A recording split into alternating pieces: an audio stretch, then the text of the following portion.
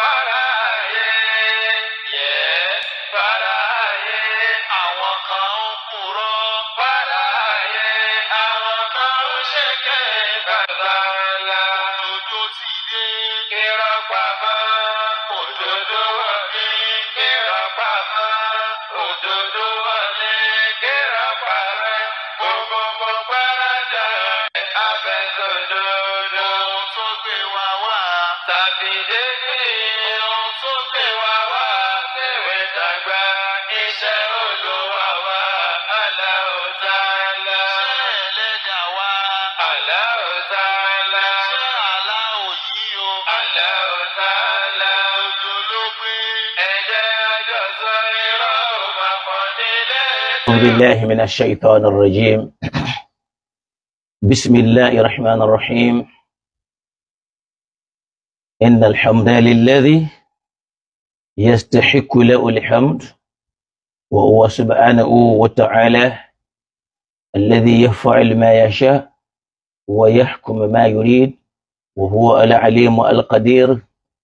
والصلاة والسلام على رسولنا محمد المصطفى بين المصطفون، وعلى آله وصحبه أجمعين، وعلى كل من آمن به وبدعوته واتبعه بإحسان إلى يوم الدين. أما بعد، السلام عليكم أيها المشاهدين الكرام. أدوكي لدو لون àtúndúpẹ́ lọ́dọ̀ Ọlọ́run, adá ọpẹ́ wa pé alhamdulillahi rabbil alamin, ọba tí ó já sí pòun náà lọ́ba tí àrírú ẹ̀ níbi àpèjúwe, níbi àfijọ, níbi ṣíṣe, níbi mímọ̀, àrírú Ọlọ́run. Kọ́lọ́run wá wọlá Ọlọ́run àti ìjẹ́kanṣo rẹ̀ àti agbára ẹ̀, kó ṣíjú àánú wo kó wà wá, kó sì má dá wa padà sẹ́yìn, kó sì má dá wa dúró. Àpadà sí ibú, àpadà sí ìgbà tí ó wọlé tọ̀ wá, tá a fi sọ pé ìsìláàmù yóò mú wa mọ́, kọ́lọ́n dákun kó má jẹ́ ó wọlé tọ̀ ẹnì kankan wa. La ilaha illallah Muhammad Rasulullah sallallahu ta'ala alayhi wa sallam. So kọ́lọ́n bá wa jó rí bẹ́ẹ̀. A tọrọ ìkẹ́ ìgẹ̀ fún aṣíwájú wa, ẹni tó fẹ́ràn wa púpọ̀, ẹni tọ́lọ́run bá gbé dìde sí wa, kó máa jẹ́ àánú fún wa, kó sì máa jẹ́ kẹ́ fún wa. Òun náà là Ànábì wa Muhammad, ẹni tá a ṣàlẹ́ṣà láàrin àwọn ẹni ẹ̀ṣà tún lòun. Kọ́lọ́n kó wá dákun, kó ṣíjú àánú wọ̀ wá, kó ṣàwa náà lẹ́ṣà láyé, kó ṣàwa lẹ́ṣà lọ́run, bó ti ṣànábì Ibrahim lẹ́ṣà pẹ̀lú pé ayé rẹ̀ dá, ọ̀run náà ó tún dá. Kọ́lọ́run tó yọrí bẹ́ẹ̀ fáwa náà. La ilaha illallah. Àwọn bàbá wa nínú Islam, láwọn yìí wa, àwọn fáàrí wa, àwọn tí wọ́n lo ayé níjọ́ tí wọ́n lo ayé táyé ń kí wọn, tọ́lọ́run ọba mi náà ń kí wọn. Wọ́n tún wá kú tán, ayé ò tún wá gbàgbé wọn, Ọlọ́run náà ò tún wá gbàgbé wọn. Báwọn èèyàn ti wá ń sáré tó, àwọn èèyàn tó wá bá wọn. Tòun ti bí wọ́n ti kú, ayé mọ̀ pé ẹnìkan wáyé, ẹni náà sì lọ. So kọ́lọ́n dákun bá wa kẹ́ Maulana Sheikhuna Adam Abdullahi Al-Ilori, wa Sheikhuna Kamaluddin Al-Adabi, wa Sheikhuna Yusuf Al-Ibaji, wa Sheikhuna Taj Al-Adab, wa Sheikhuna Mustafa Zaglul Sanusi, wa Sheikhuna Musin Edu, wa Sheikhuna Abdulatif Yamuni, wa Sheikhuna Jirjisu Akodo, wa kulla shuyukhina Allahumma arhamuhum jami'an bi rahmatika ya arhamar rahimin. Ọlọ́run bá wa kẹ́ wọn. Àwọn tá wá jáde lára wọn, àwọn tí wọ́n ti lọ, Ọlọ́run bá wa kẹ́ wọn. Àwọn tó kù láyé, Ọlọ́run bá wa ṣe wọ́n pẹ̀lẹ́pẹ̀lẹ́. La ilaha illallah. Àwa náà tá wá jẹ́ olólùfẹ́ wa, jẹ́ pé ìríran la ní tá fi ń wò wá, etí la ní tá fi ń gbọ́ wa. Ọlọ́run mọ̀ wá lọ́wọ́, alálàáfíà náà làwa náà fi máa comment.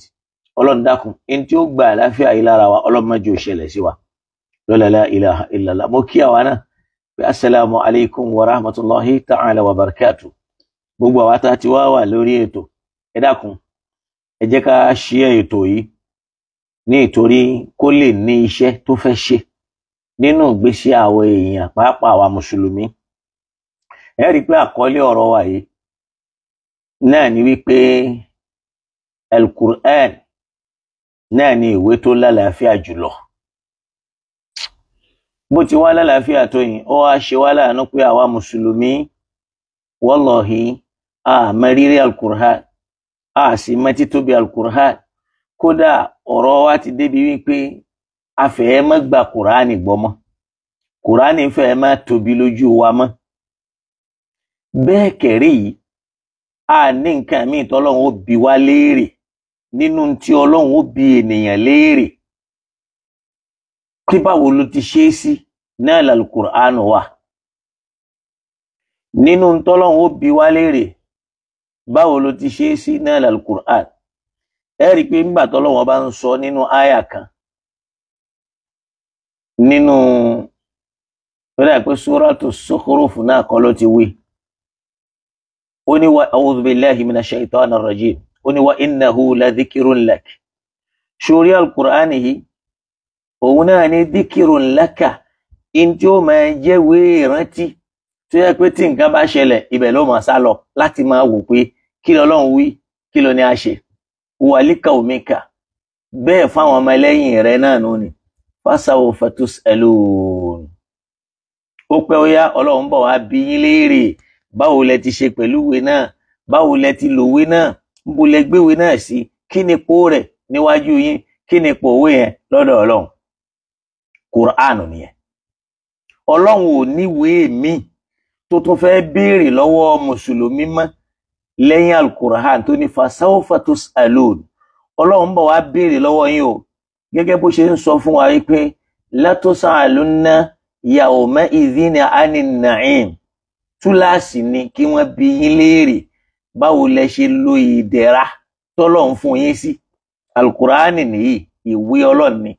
Ọlọ́run ó bi gbogbo mùsùlùmí léèrè báwo ló ṣe bá Al-Qur'an, níjọ́ tó ń lọ ńbo ló fi sí, nígbà tó lọ báwo ló ti rí nínú ìran rẹ lọ́dọ̀ àwọn ọmọ rẹ. Ọlọ́run bọ̀ wá bi wá léèrè. Ẹ rí i pé lónìí Al-Qur'ani ti di ìwé táwọn mùsùlùmí wọ́n á fà á kọ́wọ́. Wọ́n wá gbé àwọn ìwé míì bí àwọn ìwé táwọn ẹnìkan kọ pẹ̀lú ọlá wọn àti òye wọn àti ìrírí wọn, wọ́n wá sọ dẹrù, wọ́n gbé e sórí.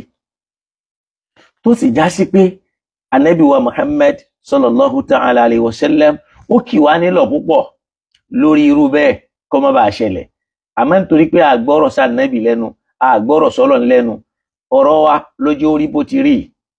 Ẹ rí i pé ẹlòmíì níbi tí Ọlọ́run bá ti àwọn tí wọ́n ti làákàyè mú àgádágodo rẹ̀ dé, yóò máa sọ pé àwọn eléyìí wọn nígbàgbọ́ sí Ànábì. Ẹni tí ò nígbàgbọ́ sí Ànábì ṣe fẹ́ gba Kùránì gbọ́ nígbà tó já sí pálí Kùránì yìí náà la fi rán Ànábì Muhammad pé lọ́wọ́ fi jíṣẹ́ fáwọn èèyàn. Ẹnìkan wá gbàgbọ́, òní kò gba Ànábì gbọ́. Tí ó bá tún wá gba Ànábì gbọ́, kí ni kó gbàgbọ́? Ọ̀rọ̀ tí ò ní túmọ̀ lélẹ̀ kọ́lọ̀ ń kó là wá ń bẹ̀ kó sì jó yé wa. Náà Kùránì tóbi púpọ̀. Ẹ sì rí wípé Ọlọ́run ò fún Ànábì ní nǹkan míì tá a lè pè ní mírèkù tàbí ìyanu láàrin gbogbo àwọn Ànábì Ọlọ́run. Ànábì nìkan la fún níṣẹ́ ìyanu kan tó yàtọ̀ sí Al-Qur'an. Bó tiẹ̀ já sí pé ìbéèrè tẹ́lẹ̀mí ọmọ béèrè ni pé ọ̀pọ̀lọpọ̀ àwọn iṣẹ́ ìyanu tá a wá ń rí nínú kutubul hadith yẹn ń kọ́, wọ́n rọ wọ́n ni, wọ́n fúrèmù ẹ̀ ni, wọ́n wá ń rọ gbogbo iṣẹ́ kankan tànábì Ọlọ́run ọba ṣe tó ń jẹ́ iṣẹ́ ìyanu, wọ́n wá attribute irú ẹ̀ kankan mọ́ Ànábì Muhammad sallallahu ta'ala alayhi wa sallam. Ká lè máa sọ pé mírèkù, Ànábì ṣe mírèkù, ẹ̀bẹ̀ bá l'Ànábì Musa tẹ̀bá ló ju pọ̀pá sómi, Ànábì náà níjọ́ táwọn ọmọ ẹlẹ́yìn rẹ̀ ń wá omi, níjọ́ náà ó mọ́ ọmọka rẹ̀ fún wọn, omi ń jáde nínú ọmọka rẹ̀. Oríṣiríṣi àwọn ọ̀rọ̀ bẹ́ẹ̀. tẹ́ bá la nàbí Nuha ó ṣe kinní kan ànábì náà ṣe bẹ́ẹ̀, tẹ́ bá la nàbí Musa àbá nàbí Isa ó jókòó dìde ànábì náà jókòó dìde, tẹ́ bá la nàbí ṣe gbá oríṣiríṣi àwọn akadhibun waftira wa asatirun.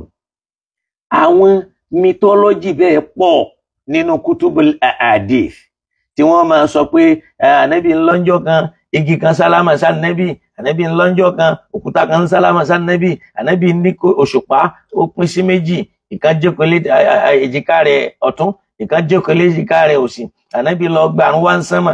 Gbogbo orú àwọn ẹbẹ akadhibun waftirahun wa asatirun, gbogbo àwọn wa kharafatun, àwọn àgbékalẹ̀ rọ ìrònú.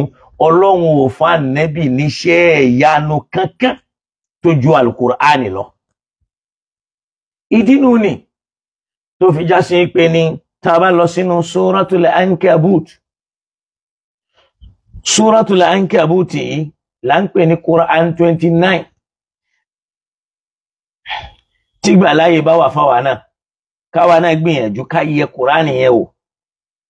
Torí pé àwọn èèyàn lónìí tí wọ́n máa ń sọ ní wípé mo ti ẹ̀rẹ́ nìkan tó ń sọ̀rọ̀ kan, ó ń bú Làbáíkà di Christ Adégúnwà, òun ló fi ṣàkọlé. Ó wá fèmí atagbẹ́sìnga náà sí. Ó wá láwọn àfáà tí wọ́n jẹ́ àfáà mọ́dírásà lásán. Mọ́dírásà, ṣó mọ̀ páfà mọ́dírásà lànà Muhammad ni? Pé níbo ló ti kéwú, ìlú wo ló lọ, kíníkan wo ló lọ. Irú yín tẹ́ bá ń sọ̀rọ̀ bẹ́ẹ̀ ẹ̀dá ọlọ́mọ ẹ̀dá ìsìláàmù mọ̀. Àkọ́kọ́ ni pé ìbéèrè ni pé iléèwé wo lànà Muhammad lọ? Pálí wo ló wà lọ́wọ́ ànábì? Ànábì Muhammad ò ní ṣáádà kan yàtọ̀ sí al-Qur'an. Al-Qur'an huwa ṣáádatuhu. Qur'an ni sátífíkẹ́ẹ̀tì tọ́lọ̀ ń fún ànábì Muhammad. Ọlọ́run ò ní nǹkan míì tó fún. So Ọlọ́run fún ànábì ó sọ Qur'an kalẹ̀ fún. A béèrè wípé primary school wo ló lọ, university wo ló lọ, jamia wo ló lọ, a kì í béèrè. Àwọn sahaba al-kiram níbo ni wọ́n ti lọ kẹ́kọ̀ọ́, jamia wo ni wọ́n lọ. Imam Bukhari tá a fẹ́ kú nítorí ẹ̀, jamia wo ló lọ. Imam Muslim, jamia wo ló lọ. Ibn Taymiyyah, jamia wo ló lọ. Al-Imam Nawawi, jamia wo ló wọ. Al-Imam Tabari, jamia wo ni wọ́n lọ. Al-Imam Ibn Kathir, jamia wo ni wọ́n lọ. Wọ́n lọ jamia. Gbogbo àwọn tá ń lò mọ́ wọn lénìí, wọ́n lọ jamia kankan. Ẹ wo Aristo, for example, philosopher, kò sí tó fẹ́ kọ́ láyé tó fẹ́ gba professor lé lórí. Tí wọ́n bá ti yọ Aristo kó mẹ́, ó mọ̀ nǹkan kan, wàláálí kò lọ jamia kankan. Àwọn Janja Clouseau, àwọn Lini, wọ́n lọ university. Kódà Bill Gates tó discover software fún wa lónìí, kò lọ sí university. Àmọ́ gbogbo wa là ń sìn ládẹrú mọ́ lọ́wọ́ látara pé àwa náà a fẹ́ wà lórí software. Àwọn tí wọ́n ṣe nǹkan mèremère jù láyé, wọ́n lọ university. Dìdìrín ní kéèyàn máa béèrè pé jamia bo ló lọ, ń bo ló lọ, ṣe irú ẹ̀yẹn ló yẹ kó máa sọ̀rọ̀, kó máa sọ pé òun correct Professor Aláró níbi al-Qur'an, kó máa sọ yí pé òun tún ẹnìkan ṣe, òun sọ̀rọ̀ ẹnìkan. Àìnílàákàyè ni máa mú yàn sọ bẹ́ẹ̀. Suleimanu alayhi salam, ó tún bàbá rẹ̀ ṣe aláìmọ̀kan ni bàbá rẹ̀ ni. Àmọ́ Ọlọ́run ló jẹ́ kó yé wa yí pé fafahamnaha Suleimana wa kullan atayna hukman wa ilma. Suleimanu láfún lágbọ́yé ọ̀rọ̀. Àmọ́ àwọn méjèèjì àtòun àti bàbá láfún ní mímọ̀, wọ́n sì jẹ́ ànábì Ọlọ́run. Àmọ́ àgbọ́yé yẹn Ọlọ́run dẹ̀ ń sọ fún wa ní al-Qur'an yìí pé yu'tal hikmata man yasha. Ẹni tọ́lọ̀ ń bá hùn ní máa fún lágbọ́yé. Bàbá wa Sheikh Adam rahmatullahi ta'ala alayhi, wọ́n lọ jamia. Gbogbo ẹni tó lọ jamia láyé lónìí Nàìjíríà yìí sì kò sí ẹni tó bá Sheikh Adam. Fil ilmi níbi mímọ̀, wa fil fiqhi níbi àgbọ́yé, wa bil fahmi níbi àsọyé, wa bil balaga kọ́rọ̀ múdógóngó, wa bil isaba kọ́rọ̀ pegedé, wa bil kalam níbi ká sọ̀rọ̀, wa bil mantiq, wa bin nahwi, wa bil tarikh, wa bil da'wa, wa bil irshad. Àti ìrẹ́ nìkan kan tó gba pálí tó lé Sheikh Adam bá, nítorí pé ulumuhum wa atharuhum la tudraku. Níbi orí pa ààrẹ nìkan tó bá wọn, níbi mímọ̀ ààrẹ nìkan tó bá wọn. wọn lọ jámíà. Maulana Fadilatu Sheikhuna Kamaluddin Al-Hadabi wọn lọ jámíà. Gbogbo eré tí kò wá ń sálẹ̀ ní àbá Sheikh Kamal mọ́ ash-shahadat pẹ̀lú àwọn ẹ̀rí tó wà lọ́wọ́ wa pẹ̀lú professor pẹ̀lú doctora àbá orí pa wọn. Kódà Sheikhuna Tajul Adab wa Yusufun al-Ibwaji àbá wọn sì ní pálí kí lọ́lọ́run bùn wọn, Ọlọ́run bùn wọn lágbọ́yé, ó sì fún wọn láṣọbádé, ó fún wọn ní mímọ̀ tó yé wọn. Ló fi já sí pé ìkan nínú àwọn àfáà wa al-Imam Malik radiyallahu ta'ala anhu ó ní al-ilmu laysa bi kathrati riwaya, ó ní tá bá ń sọ̀rọ̀ mímọ̀ kì í ṣe pé pípọ̀ rẹ̀ là ń pè nímọ̀. Pípọ̀ yẹn kọ́ pé ó pọ̀ nílẹ̀ bí yẹpẹ̀. In tá ń pè ní ìmọ̀ náà ni àgbọ́yé. Àìmọye ẹni tó mọ̀ nǹkan tí ò yé. Mọye fàtúwá lórí social media yìí ni táwọn àfáà táwọn ronú mímọ̀ sí tí pálí wà lọ́dọ̀ wọn, kódà tí wọ́n lọlẹ̀ lárúbáwá tí wọ́n ó da tí wọ́n ó sì jìntà tí wọ́n ò ní pé gidi mbẹ̀. Ọ̀rọ̀ mímọ̀ ẹ̀bùn Ọlọ́run ni nínú ìrádà Ọlọ́run, kò wá sẹ́nìkan tí wọ́n lè tún ṣe. Torí pé al-Imam Malik radiyallahu ta'ala an ó ní ma min ahadin illa wa rudda alayhi illa sahiba hadha al-qabr. Ó ní kò sí ẹni náà láyé imma min alimi bóyá onímọ̀ ni o yukhadhu min qawlihi wa yuraddu, a máa rí ìta máa múlò nínú ọ̀rọ̀ rẹ̀, a máa rí ìta máa dànù hatta sahaba al-kiram, dórí àwọn sahaba al-kiram. Àìmọye àwọn àtúmọ̀ tí wọ́n ń sọ pé àwọn sahaba lótú tí ò lálàáfíà, tí mo sì máa múrú ẹ̀wà lápèjúwe, tí wọ́n sọ pé Ibn Abbas lótú tí ò lálàáfíà, tí wọ́n sọ pé ẹnìkan lótú tí ò lálàáfíà. Ṣé personality orúkọ yẹn láwàá wò táwa máa fi gbé Kùránì lọ títúmọ̀ rẹ̀ wá ní pegedé síbi tá ń lọ?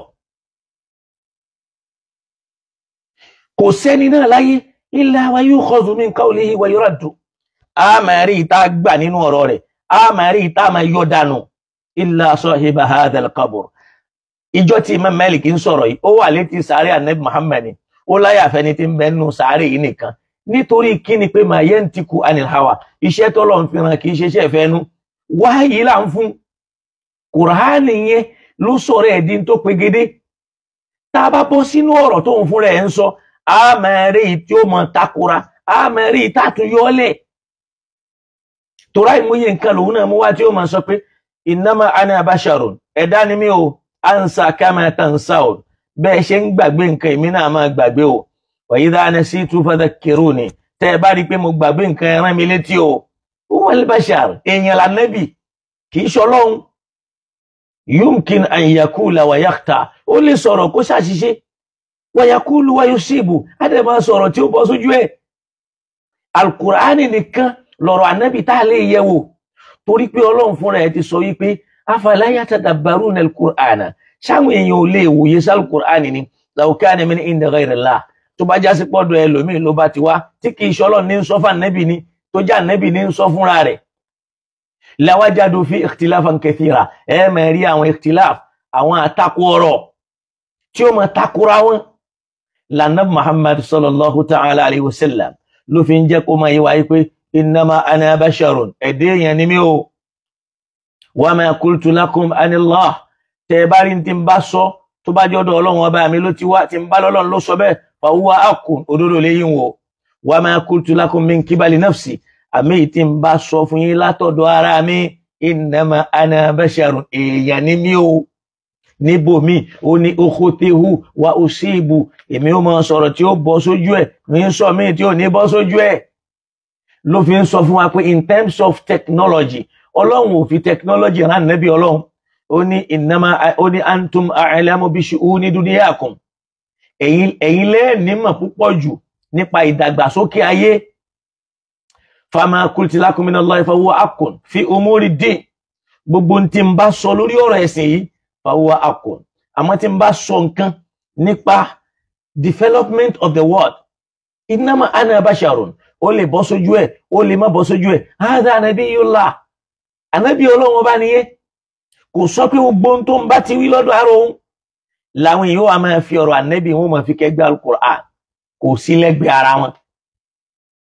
à ń fi ànábì kẹgbẹ́ ọlọ́run à ń sọ ànábì idọ́ ọlọ́run tánà Muhammad sallam dẹ̀ ń jẹ́ kó yé wa wípé la tanziluni fawqa manzilati allati anzalani Allahu alayhi la tanziluni fawqa manzilati allati anzalani Allahu alayha ẹ má gbé mi ga kọjá àpò ibi tọ́lọ́run ọba fi mí sí innama ana rasulun òjíṣẹ́ ọlọ́run ni mí òjíṣẹ́ yẹn ní kẹ́ pè mí ẹ má pè mí ní tí mi ò jẹ́ níbì kan ó ní la tatruni ẹ má yìn mí láyé jù ẹ má ròyìn mi ju bí mo ti rí lọ ànábì ọlọ́run ni mí òjíṣẹ́ ọlọ́run ni mí èèyàn ni mí ẹ má ròyìn mi ẹ má pè mí ní tí mi jẹ́ ànábì wa ń sọ ń bẹ̀ wípé kama atorati nasara nabiyahum ilaha báwọn nasara bí wọ́n ṣe ròyìn ànábì wọn títí tí wọ́n sọ́dọ̀ ọlọ́run àwa náà ti ń bá lọ bẹ̀ lónìí àti ń fa ànábì kẹgbẹ́ ọlọ́run àti ń sọ pé bọ́lọ́run ṣe lè sọ nǹkan di èèwọ̀ ànábì náà lè sọ nǹkan di èèwọ̀ tí ò sì rí bẹ́ẹ̀ tí ò rí bẹ́ẹ̀ ọgbọ́n tọ́lọ́run sọ ni ó ní wa ma Muhammadun kí ni Muhammad ń sọ ni Muhammad yìí ò jẹ́ nǹkan kan illa rasulun kọjá àpò jíṣẹ́ ni tá a bá yọ òjíṣẹ́ yẹn kó lára ẹ̀ kò ní jó jíṣẹ́ mọ́ yóò di Muhammad kò ní lọ́lá kankan mọ́ qad khalat min qabl ar-rusul táwọn òjíṣẹ́ mi náà ti ṣáájú ẹ̀ ọlọ́run ní sọ eléyìí òjíṣẹ́ ọlọ́run lànà Muhammad kì í ṣe ọlọ́run a lè máa gbé sípò ọlọ́run ipò òjíṣẹ́ lànàbí gbọ́dọ̀ wà ọ̀rọ̀ ọlọ́run ò gbọ́dọ̀ ṣe a gbọ́dọ̀ fi kẹ́gbẹ́ ọ̀rọ̀ ànábì a gbọ́dọ̀ fọ̀rọ̀ ànábì kẹ́gbẹ́ ọ̀rọ̀ ọlọ́run a gbọ́dọ̀ fi ipò ànábì kẹ́gbẹ́ tọlọ́run a gbọ́dọ̀ fi ipò ọlọ́run kẹ́gbẹ́ tànà Muhammad a sì gbọ́dọ̀ wá pèjúwe fọ́lọ́run ó gbọ́ngbà tọ́lọ́run bá ànábì sọ̀rọ̀ ni sallallahu ta'ala alayhi wa sallam ó ní kúl jóyé wọn o pé innama ana basharun èmi tẹ́ rí ẹ̀dẹ́ èèyàn ni mí o yuha ilayya in tó bá bàrà lára mi náà ni pé ọlọ́run ọba ń fọ̀rọ̀ ránṣẹ́ sí mi tí ń ṣe al-Qur'an lọ́lọ́run fi ní ma yantiqu anil hawa tó bá fẹ́ sọ̀rọ̀ yẹn ọ̀rọ̀ tá a fi rán òun kò ní sọ tinú ààrẹ abáyọ̀ ọmọ pé tó ń pè ní àwa ni kò ní sọ tinú ẹ̀ in huwa kò ní wí nǹkan mi illa wahyun yuha kọjá tí wọ́n fi ránṣẹ́ sí nígbà táwọn afáfẹ́ kọjá àyè wọ́n fẹ́ gbé ànábì sípò ọlọ́run wọ́n látọ̀rọ̀ ànábì àtọ̀rọ̀ ọlọ́run wọ́n ní wáyí náà ní méjèèjì àwọn méjèèjì náà bákan náà ni rìwáyà kan náà ló gbé wọn wá inna lillahi wa inna ilayhi raji'un ọ̀rọ̀ tí ò ṣe gbọ́ sí ti lélẹ́yìí adẹ̀ ń gbọ́ lọ́dọ̀ àwọn àfọ onímímọ̀ táyé ń pè lónímímọ̀ torí pé lè ní personality là ń wò mọ́ mímọ̀ lára àwo ìmọ̀ mọ́ bẹ́ẹ̀ ọlọ́run sọ fún anú al-Qur'an wípé tábàlọ́kà al-Qur'an ọlọ́run ọba jẹ́ kó yé wa ó dà pé ní Suratu Zumar bí nǹkan náà ni aya 17-18 ó ní fabashshir ibadiya alladhina yastami'una al-qawla wa yattabi'una ahsana ẹ bá mo fún ní ro ibadiya àwọn ẹrú sí mi alladhina yastami'una al-qawl àwọn tí wọ́n máa ń tẹ́tí sí ọ̀rọ̀ wọn ní wo ẹni tí ń sọ. They don't look into personality. They look into his words or into our words. وَيَتَّبِعُونَ أَحْسَنَ wọ́n wà máa tẹ̀lé èyí tó bá dáa jù nínú ọ̀rọ̀ yẹn. Ó ní أُولَئِكَ àwọn tó bá rí bẹ́ẹ̀ الَّذِينَ هَدَاهُمُ اللَّهُ àwọn làwọn tó lọ́wọ́ bá fi mọ̀ náà. وَأُولَئِكَ هُمْ أُولُو الْأَلْبَابِ àwọn làwọn tó rí wọn pé ìyẹn fi hàn pé tó o bá ń wo personality mọ́ ọ̀rọ̀ ọlọ́run lórí rẹ̀ ò pé o tún ní ìmọ̀nà lára ó láwọn tí wọ́n ń wo ọ̀rọ̀ tí kìí ṣe personality ni wọ́n ń wò àwọn lórí wọn pé àwọn ni wọ́n mọ̀nà wo bọ́lọ́run fúnra mi ṣe ròyìn ẹ nígbà tó o bá ń wo kékeré ẹnìkan imma fi sigari sinnihi bóyá kékeré ọjọ́ orí ẹ̀ wà imma li hajmihi àbí nítorí sáìsì bọ́dí ẹ̀ torí pé kò wá gbádá ńlá tẹnìkan wá gbádá ńlá tí wọ́n kóṣẹ́ sí torí pé kò lọ Saudi kò lọ lé ẹ̀kọ́ kan gíga kan kò gba pálí kan ṣé pálí ni wọ́n wò máa nẹ́bì lára ni ìyẹn kọ́kọ́ ń júwe pé ọlọ́run ló ní làákàyè kò sí mọ̀nà lára rẹ̀ ó ní ulaik àwọn tó jẹ́ pé ọ̀rọ̀ ni wọ́n ń wò, wọn kì í wo ènìyàn. ó ní humul ladina hadahumullah, àwọn làwọn tọ́lọ́run fi mọ̀nà. wa ulaika ulul albab, àwọn làwọn tó rí wọn pé tí wọ́n ní làákàyè tí wọ́n lè fi ronú jọ ọ̀rọ̀ Ọlọ́run. Ọlọ́run já wà nínú àwọn tá a sọ yìí. Lénìí personality là ń wò, níbo làwọn àfáà yẹn ti kéwú, ìlú wo ni wọ́n lọ, organization wọn ni wo ni wọ́n wà, eléyìí là ń wò mọ́rọ̀ lára. Sheikh lágbájá ta ló sọ̀rọ̀ yẹn, Sheikh Tamedu ta ló sọ̀rọ̀ yẹn, Sheikh Tamedu ta ló sọ fún ẹ pé ṣéwù ní lọ́dọ̀ Ọlọ́run. Ṣebí lọ́dọ̀ èèyàn náà ti ń jẹ́ Sheikh. Eléyìí náà ló kó bá wa lónìí. In táwọn ṣùyúkù wa bá ti sọ, a fẹ́ gbọ́ tẹlòmíì mọ́. We are looking into the personality to believe a words instead of to look into a word to believe. What is the truth? False knowledge ń bẹ. Àwọn ìmọ̀ èké táwọn èèyàn dẹ̀ fi ń kọ́ ayé. Ideology ń bẹ tó jẹ́ ìrònú àwọn ènìyàn. Bí tàwọn ẹlẹ́sìn míì tá ń bú.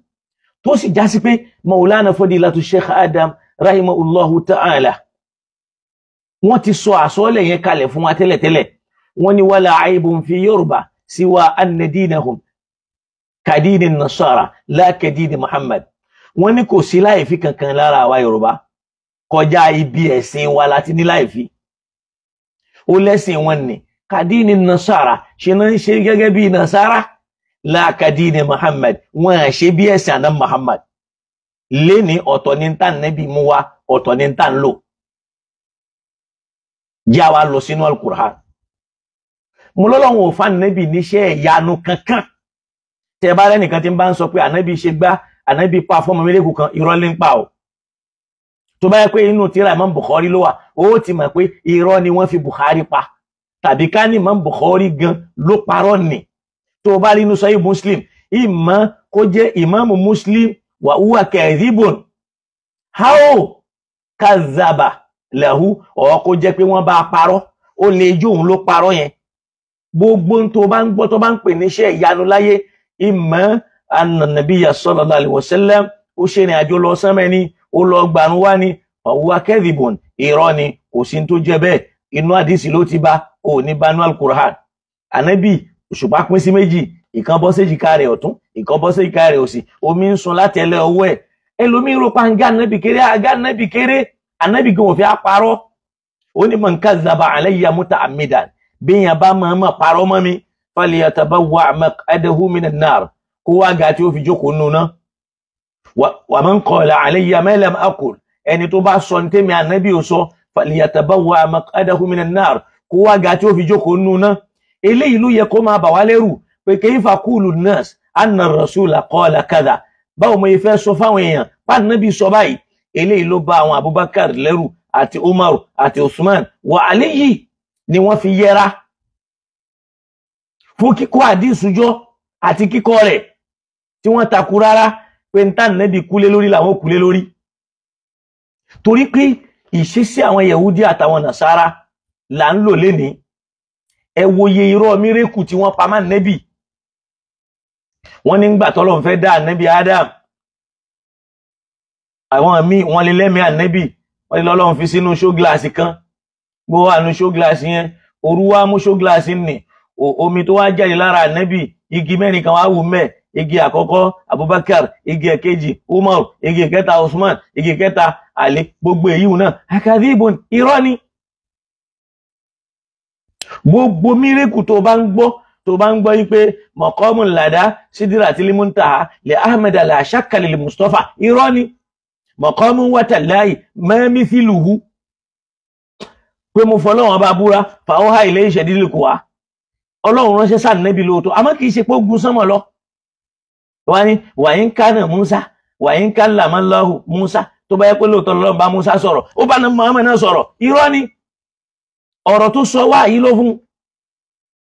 Ẹni tó bá já sí pé Musa ó fún ọmọ ìjọ rẹ̀ lómi pẹ̀lú fífi ọ̀pá, ó fi kan òkúta, Ànábì náà fún ọmọ rẹ̀ ìjọ rẹ̀ lómi pẹ̀lú pé omi ń sun nínú àtẹ́lẹ̀ ọwọ́ rẹ̀, irọ́ ni. Ànábì wà lórí òkè ń wá ń sọ fókè pẹ̀lú àwọn ọmọlẹ́yìn rẹ̀ alaka nabiyyu wa ahlu tuqa. Ànábì Ọlọ́run bẹ lórí ẹ àwọn ẹni ìbẹ̀rù Ọlọ́run bẹ òkè wo ló bá Ànábì sọ̀rọ̀ irọ́ ni. Gbogbo àwọn mìíràkù yìí wọ́n lé ní 1000 ó dẹ̀ wà nínú àwọn kútùbù ahadith. Wọ́n dẹ̀ ń ṣe àwọn intisabu wọn wọ́n ń ṣàfitì wọn sára Ànábì Muhammad tá jẹ́ pé Ànábì Muhammad sallallahu barihum minha ó yọwọ́ yọsẹ̀ ń bẹ̀ kò sí tó kan. Àwa afẹ́ yìí tó wá jẹ́ mírèkù tí ń jẹ́ al-Qur'an àwa filẹ̀ kò wá bàbàrà mọ́. Kọ́lọ̀n kó làwà ẹ wá gbọ́n tá al-Qur'an sọ fún wa. Tá bá lọ sínú suratul Ankabut Quran 29 aya 51 Ọlọ́run sọ fún wa ń bẹ̀ pé a'udhu billahi minash shaitanir rajim. Awalam yakfihim ṣé kò tó fáwọn tí wọ́n gbàgbọ́ nínú Ọlọ́run anna anzalna alaykal kitaba pé èmi Ọlọ́run àwa Ọlọ́run àná àlémi Ọlọ́run anzalna alaykal kitaba pé a sọ Kùránì kalẹ̀ fún wọn. Ṣé Kùránì yẹn ò tó fún wọn ní iṣẹ́ ìyanu? Ṣé Kùránì ni ò tó fún wọn ní mírèkù? Ó ní inna fi dhalika lórí sísọ Kùránì ó ní yutila alayhim tí wọ́n ń kà á fún wọn. Lẹ́ni Ọlọ́run ní awalam yakfihim anna anzalna alayka al-Qur'an. Ṣé kò tí ì tó fún wọn báwo Ọlọ́run sọ Kùránì kalẹ̀ fún wọn Muhammad yutila alayhim pé kán máa kà á fún wọn. Dákun lẹ́ni alikọ̀ mélòó ni wọ́n ti ń ka al-Qur'an fi ṣe wáàsí? Àsàlátù mélòó ni wọ́n ti ń ka al-Qur'an fi ṣe wáàsí? Ìjókòó mélòó ni wọ́n ti ń ka al-Qur'an fi ṣe wáàsí lónìí mọ́? Lọ́wọ́ gbogbo àwọn àfáà wa kò ní ìdí ká máa dárúkọ. Qur'an mélòó lára àwọn oníwáàsí tí wọ́n ti pẹ́ tá a bá yọwọ́ bàbá wa Muyideen Bello tí wọ́n mọ Qur'an tí wọ́n mọ sọ pé mi ò gbọ́ o wa idh qala Allahu ya Isa ibna Maryam tá a bá yọwọ́ wọn kúrò. Àfáà mélòó tán bá sì ti lò tí wọ́n mú orin sí? Àfáà mélòó ló ń lo Qur'an? Bóyá náà àwọn àfọ́n súnnà ni léyìí tá a dé yìí náà bẹ̀rẹ̀ sí ní ka Qur'an. Tẹ́lẹ̀tẹ́lẹ̀ ọ̀rọ̀ àwọn àfáà àtàdísù ní tipátipá lẹ́ fi gbọ́ àyà Qur'an kan báyìí lẹ́nu wọn. Lọ́wọ́ alkọ̀ wọn, lọ́wọ́ mẹ́jìlísù wọn, lọ́wọ́ àwọn ìjókòó mímọ̀ tí wọ́n ń pè kalẹ̀. Wọ́n ò ní gbọ́ Qur'an ń bẹ̀. Arahul ulama ọ̀rọ̀ àwọn àfáà ọ̀rọ̀ Ibn Taymiyyah ọ̀rọ̀ al-Imam an-Nawawi ọ̀rọ̀ Ibn al-Jawzi làwọn tó mọ̀ gbọ́ ń bẹ̀. Ọ̀rọ̀ àwọn àfáà gbàlódé Ibn Baz, Ibn Uthaymin, Salihul Fawzan àwọn tẹ́ mọ̀ gbọ́ lẹ́nu wọn nìyẹn. Kódà àwọn ìyẹn tún ní authorities. Qur'an ò wá ṣàǹfààní láwùjọ àwọn mùsùlùmí a fi ṣe wáàsí tipátipá ló fi gbọ́. Orin làfọ́ ó máa kọ orin làwọn àfáà ń kọ lóde. Orin gbogbo àwọn tí wọ́n pọ̀ lẹ́ni tí wọ́n ń pera wọn lóníwàásí orin ni wọ́n ń kọ, orin ni wọ́n kọ lọ́mọ lọ́wọ́ lọ́mọ ó máa kà tipátipá lẹ́fi mọ́ gbọ́ al-Qur'an. Ṣórin l'Ànábì wa kọ fún wa ni? Kò sí láìfì nínú káka Kùránì káwá rórin àfáà kan tó ṣe wáàsí tó níbàámu pẹ̀lú àyà Kùránì yẹn ká lò ó, kò sí láìfì mẹ́ẹ̀. Ọlọ́run wa ń bi wá léèrè pé awalam yakfihim ṣé kò tó fáwọn mùsùlùmí anna anzalna alaykal kitaba pé àwa Ọlọ́run sọ Kùránì kalẹ̀ yutila alayhim tí wọ́n máa kà á fún wọn? Ṣé kò tó fún wọn? Tí wọ́n fi ń parọ́ mọ́ Ànábì ó jókòó dìde ó bókú sọ̀rọ̀. Wọ́n lọ bá àwọn òkú kan sọ̀rọ̀ ó jí òkú ẹnìkan dìde. Oríṣiríṣi irọ́ bẹ́ẹ̀. Inda sufiya ó bá lọ́dọ̀ àwọn Sufi wà inda sunniya ó bá àwọn mùjísàtì yẹn lọ́dọ̀ àwọn súnà náà. Fil kutubi aṣọ àhì nínú àwọn tírà tí wọ́n lọ́nà láfíà ó bá ìmúye miracles nínú Sahih Bukhari ó bá nínú Muslim tó sì já sí pé al-Qur'an nìkan ní miracle ta fún Muhammad sallallahu alaihi wasallam tọ́lọ ní awalam yakfihim ṣé kò tí tó fún wọn ni anna anzalna alaykal kitaba pé àwọn Ọlọ́run sọ Qur'an kalẹ̀ fún wọn Muhammad yutila alayhim kí kan máa kà á fún wọn.